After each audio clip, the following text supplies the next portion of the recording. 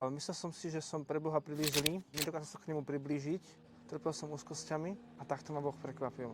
Tak, než som spoznal Ježiša, dosť som trpel tým, že som nevedel budovať vzťahy, nemal som kamarátov a takisto som nevedel, čo chcem v živote robiť.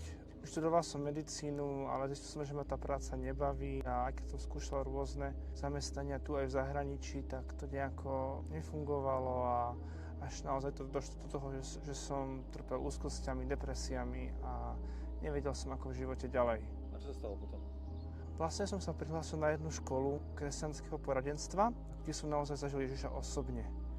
Pre mňa bol vždycky Boh niekto, pre koho som ja príliš zlý, alebo nemôže keby ma mať rád.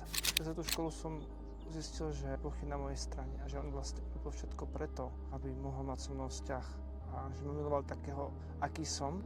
Ak si myslíš, že si príliš hriešný na to, aby si mohol prísť Bohu, takéto klamstvo, lebo Boh ťa miluje, túži sa s tebou stretnúť a on urobil všetko preto. On za teba zomrel, aby si ty mohol prísť k nemu a túži mať s tebou vzťah. Ak by si chcel viac informácií o Bohu, navštív náš web. Link v bio.